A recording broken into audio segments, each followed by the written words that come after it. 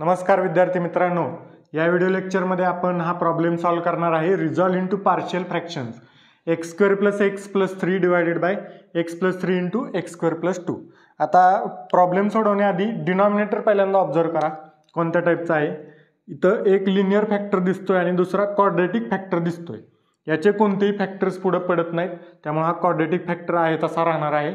त्यामुळे हा प्रॉब्लेम कोणत्या टाईपचा आहे, लिनियर अँड क्वाड्रेटिक फॅक्टर्स असलेला डिनॉमिनेटर असलेला हा प्रॉब्लेमचा टाईप आहे. तर तो सोडवायचा कसा बघा, पार्शियल फ्रॅक्शनमध्ये कन्व्हर्जन करण्यासाठी.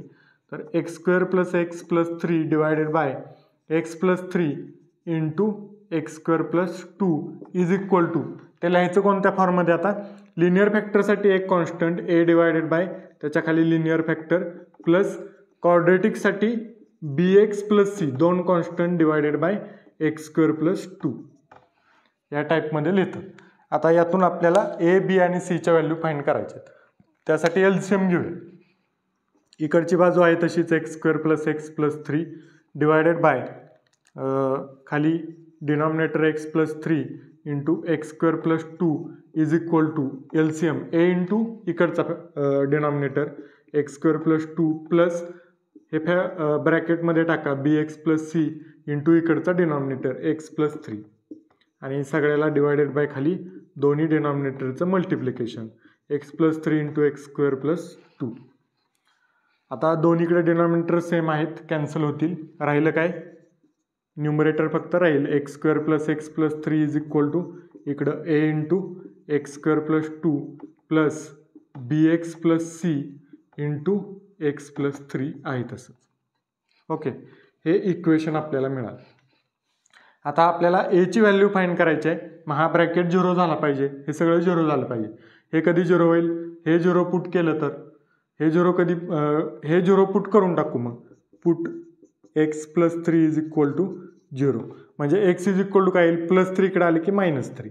X is equal to -3 put करायचं आहे आणि एक्स प्लस 3 जिथं असेल तिथं 0 पुट करायचं आहे.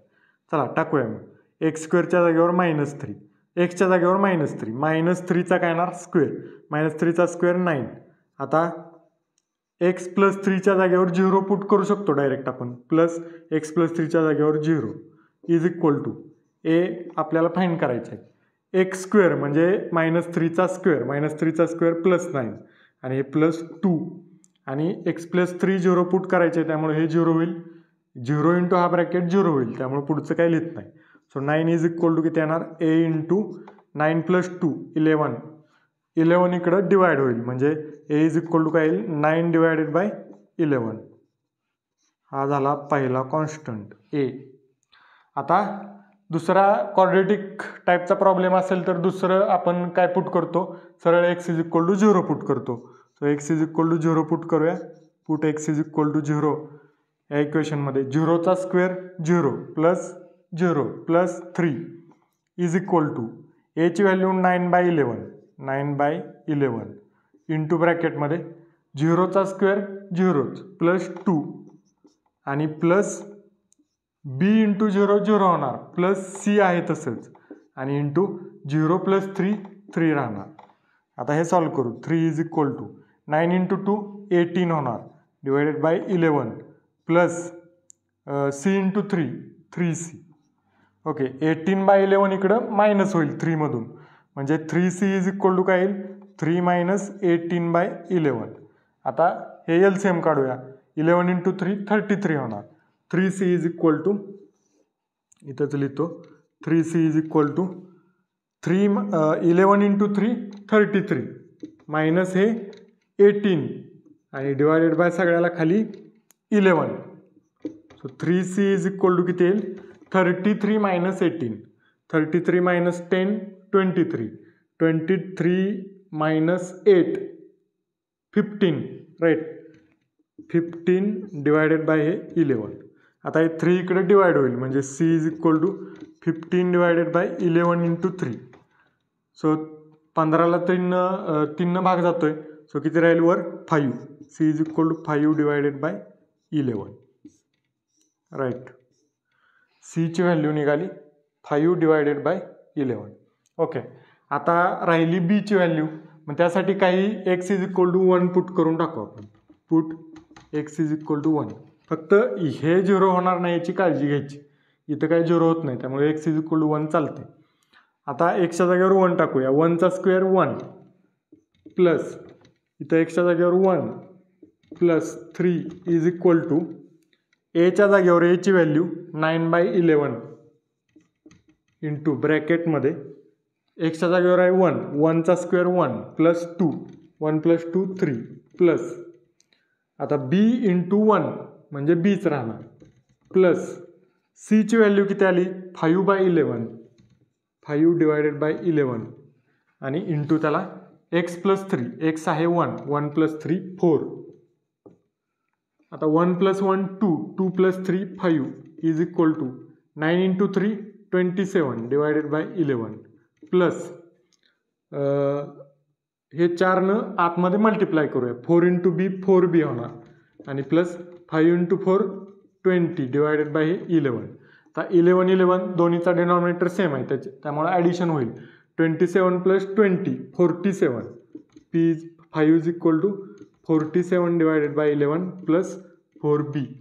आता हे 47/11 आहे ते इकडे मायनस करू. So 4b is equal to काय होईल 5 मायनस 47/11. एलसीएम काढूया. 11 into 5 4b is equal to 11 into 5 55 minus 47 आणि डिवायडेड बाय दोन्हीला 11. 55 मायनस 47 किती येणार 8. 4b is equal to 8 divided by 11 right. 8 divided by 11. आता हे 4 आहे ते इकडे डिवाइड होईल. b is equal to 8 divided by 11 into 4. आता 4 भाग जातोय 8ला. So b is equal to किती येते 2 divided by 11. Okay 2 divided by 11 right. So तिन्ही कॉन्स्टंटच्या व्हॅल्यू आल्यात. a is equal to 9/11, b is equal to 2/11, c is equal to 5/11. या सगळ्या व्हॅल्यू इथं टाकूया आणि हे पुन्हा एकदा लिहूया म्हणजे आन्सर होईल आपलं x square plus x plus 3 divided by x plus 3 into x square plus 2 is equal to एची व्हॅल्यू आहे a 9/11, 9/11 divided by x plus 3 plus b x plus c, बीची व्हॅल्यू आहे 2/11 2/11 एक्स प्लस सी, सीची value आहे 5/11 divided by खाली x square plus 2. अशा पद्धतीने आपल्याला हा कॉम्प्लेक्स फ्रॅक्शन दिला होता त्याचा आपण पार्शियल फ्रॅक्शनमध्ये कन्व्हर्जन केलं. थँक्यू.